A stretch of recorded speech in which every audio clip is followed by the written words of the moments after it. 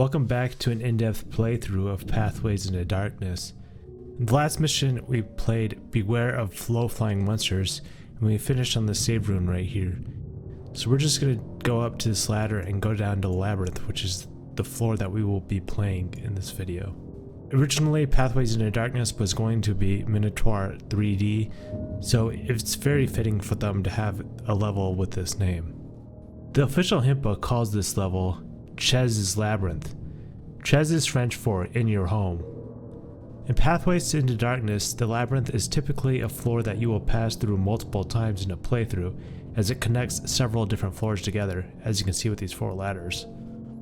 Each time you enter the labyrinth, it rebuilds. That's why I have these question marks. It's random where the walls and everything are. So each time you enter in the same playthrough even, you'll end up with a different floor layout and have to explore it. When the level builds, the violet crystal is always in the center of the labyrinth. The top right ladder goes to the floor that we came from, which is Beware of Low-Flying Monsters. The top left ladder goes to Happy Happy Carnage Carnage, which we already played. And I'll butcher the name, but this bottom right ladder goes to La Siete Ogne Speranza Voi Cientrie. And this bottom left one goes to Need a Light, which is where we'll be heading once we complete the labyrinth. Because the level rebuilds each time, in the original Pathways into Darkness on the Mac, if you dropped an item, it would disappear when you leave the floor and come back. The original game had a hard limit of 500 sprites per level, so if you wanted to allow more corpses on a level to get rid of these items for good, then this is the only place you could do that. Some people might want to do this to increase the number of corpses to improve their final score. In LF1 you can't drop any items though, so this isn't really helpful in the LF1 port. The new enemy in this level is the Shocking Spheres. This 20 means that there's 20 different Shocking Spheres that will randomly be laid out in this labyrinth every time you enter. The Shocking Spheres also have a very high spawn rate on this level. Ron Harper revealed in the Pathways into Darkness forums that the spheres can only spawn randomly on a limited number of sectors within the labyrinth. Here is what he said. The next step is to add the Shocking Spheres. It adds exactly 20 of them, trying to spread them randomly in open sectors throughout the maze. Unfortunately, there's a bug in the way they use the random number generator, so the only coordinate sectors that they consider are x, y, where x is from 0 to 31, and y is x over 2, and y also equals x over 2 plus 16. So if you're in sector 0, 0, which I believe is this top sector, which is, I believe it's the wall. I believe it's probably this sector right here in the wall, but anyways, so 0, 0 and 1, 0 is going to give you, if you do x over 2 plus 16, where when you divide by 2 it rounds down. So you're going to get 0 for both y's, or you're going to get 16. So it's these two and these two. And then when you get, 3 and 4, you're going to get 1 and 1 for y and 17 and 17 for y. So basically it ends up with this line right here where they can spawn, and another line right here where they can spawn. Something like to that effect. I hope that makes sense. Maybe if you're not a math nerd, it might be a little more confusing.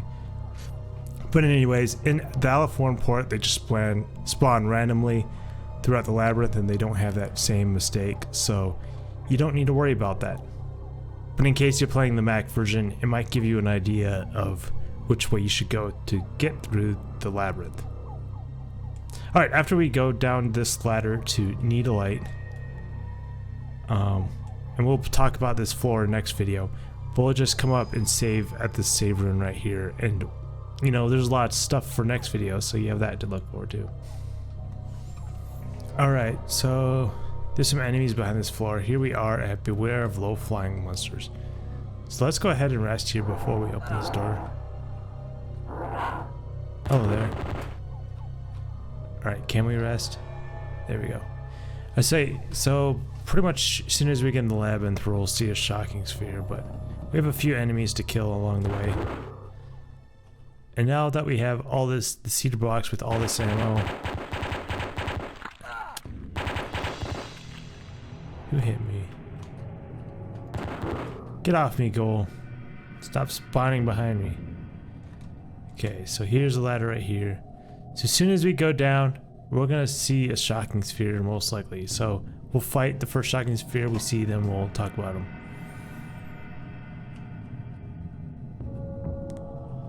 Oh, maybe we not. We're gonna slowly head towards the center. Okay, you can see he kind of runs up. There's a bunch of them, and they kind of try to shock you. So let's talk about them for a minute. Here's what the official handbook says. Sergeant Eddings described these as follows. They seem to be floating metal spheres continually discharging large amounts of electricity. This description does not lend itself well to either a biological or a supernatural being. They float, though the mechanism for this is unknown, and show no sign of sensory organs or other orifices. In addition, Sergeant Eddings states that he tried electricity, ice, fire, and earthquake crystals on them. None of them worked. Spheres move extremely fast. So the spheres have 150 hit points, which is quite a bit, but they only do 4 damage at a range of 1. So they have to be next to you and they only do 4 damage, which is not a lot, but they move fast and attack pretty quick. So if they're behind you, they can do quite a bit of damage while you're trying to turn around. You can always turn halfway and then kind of use the 90-degree turn to turn the rest of the way if they're right behind you to kill them quicker. So that's handy key to know well, since you turn pretty slow in this game. The shocking spheres don't leave a corpse, but within the code there is still a name given for a string, as if there was a way to see their dead corpse. If you die to the shocking spheres, you'll get this message. You have been grilled by one of those annoying electrical spheres. Get used to it. Alright, so that's the shocking sphere. So we're going to slowly head towards the center of this floor. And I'm kind of looking through like walls to see, like down corridors to see if any shocking spheres wake up when I look that direction. So that way they're less likely to come behind me. So like that guy, like I saw that sector over there and then it woke him up. So that's what I'm kind of doing, is I'm kind of using that tactic to try to keep him from coming around me. It's kind of like, you know, just taking my time. So I need to go more this way. Because if I go and I'm like going too quick, they might wake up, then come around the floor when I look the other way, or around the corner. Where's he at? Shh. I was like, I don't know where he is.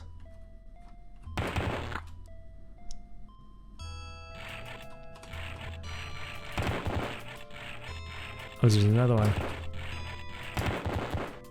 I don't know where the frick he is. Okay, we might need to rest here, because I am getting pounded. Let's try resting here. I'm probably going to get attacked. Okay, let's try rest again. One to the right. I like how he's not even on me, but he's still hitting me somehow.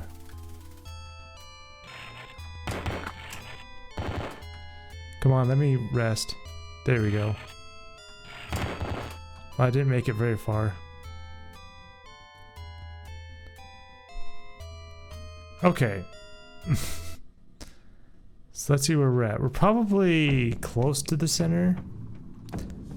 Let's try going this way right here. There it is. There's the violet crystal that we're looking for. So let's pick it up. Okay, we're good. Let's go talk about this crystal. This glowing crystal is continually giving you static shocks, and your hair stands on end when you hold it. The official handbook says this crystal affects every monster in a conical area in front of you. It does about as much damage as an AK-47 HE rounds to each monster it affects, found in the Labyrinth. We haven't got the AK-47 HE rounds yet. The violet crystal does 90 to 119 damage, hits all the monsters in the middle third or half the screen. I'm not sure what percentage of the screen it hits, but that would result in a conical area that it's hitting. Each monster that is hit will have its damage calculated independently. It will break after 40 uses.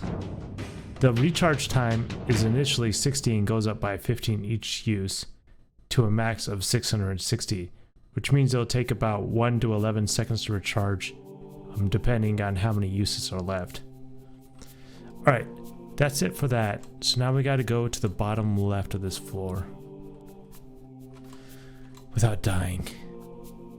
Floors with high spawn rates can be easy places to die because, like you saw, it was just hard for me to rest. So that's one thing that sucks about floors like this one.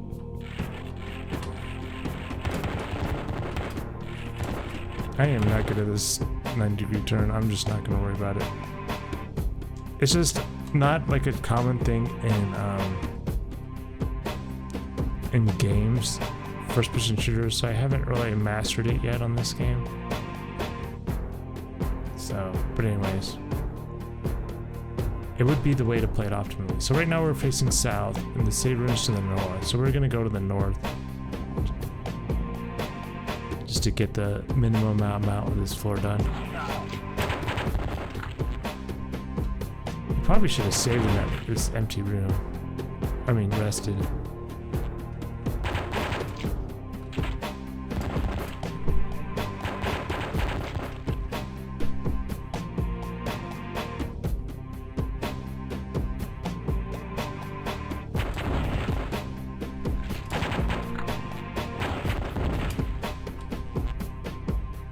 Alright, nice.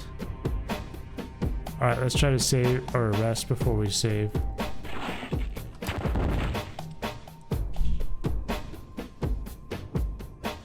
We're probably getting lots of ammo now. Yeah, we got 25 rounds. Anyways. Well, I'll see you next time. Thank you for watching this, and next time we'll play Need a Light. Alright, bye.